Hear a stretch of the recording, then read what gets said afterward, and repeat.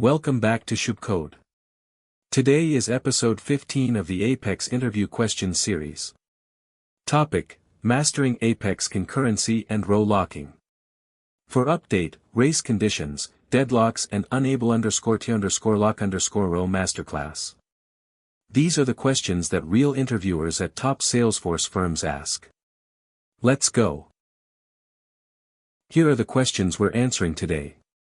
Race conditions and optimistic concurrency collisions then, pessimistic locking mechanics with SOQL for update then, relational parent lock contention and lock ordering then, enterprise deadlock avoidance and async retry patterns. Stay for the last one, it's the most important. Let me explain this simply. For update, race conditions, deadlocks and unable_to_lock_row Masterclass. When two concurrent Apex transactions execute simultaneously, they can read identical data before either commits, leading to catastrophic race conditions. For example, if two webhooks query account ACC equals, select balance__C from account where ID equals ACC ID, at the exact same millisecond, both calculate deductions against the old balance, and overwrite each other.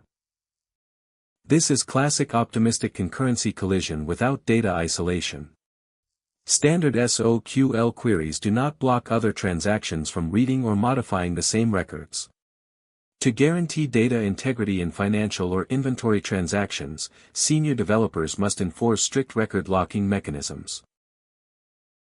The primary mechanism to achieve pessimistic record locking in Apex is appending for update to your SOQL query.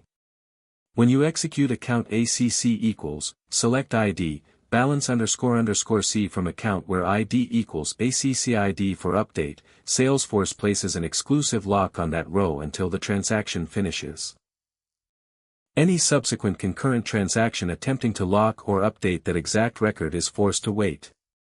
If the initial transaction commits or rolls back, the lock is immediately released to waiting processes.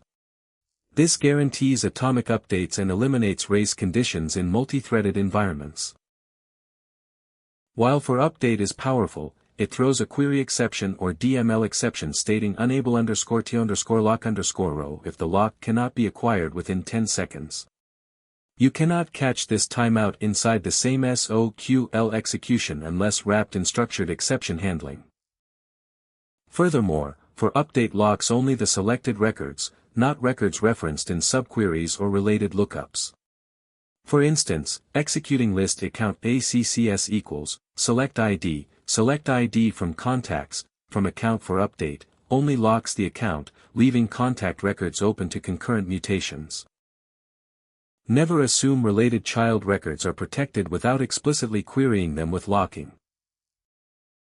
Salesforce's internal relational engine automatically places lock dependencies on parent records when child records are inserted or modified. For example, inserting a contact or opportunity automatically acquires a temporary lock on the parent account to update rollup summaries and sharing trees.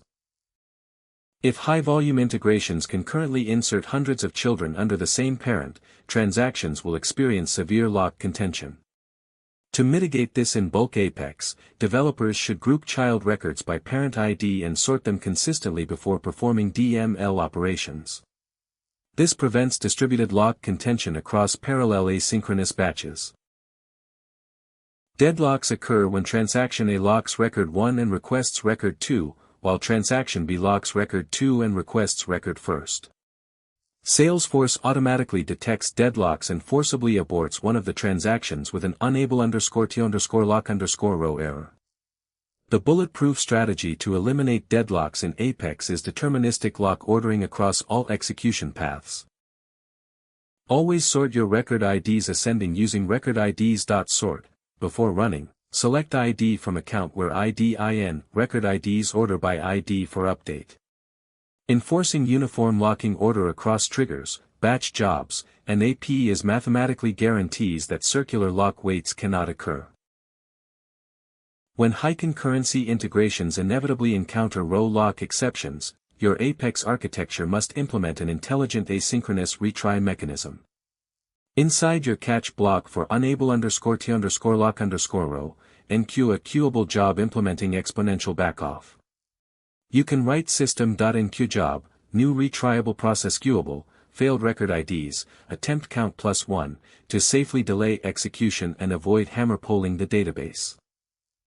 Always cap maximum retry attempts to prevent runaway queue exhaustion and log failed transaction metadata into a custom log object for observability. This pattern converts fatal transactional collisions into graceful, self-healing background processing.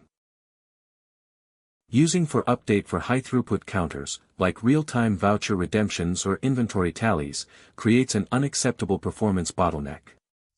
Instead of forcing thousands of users into a synchronous row-lock queue, architects leverage org cache or platform events. In platform cache, you can manage fast volatile state using cache.org put, env_count, new count, and flush aggregated deltas periodically via batch apex.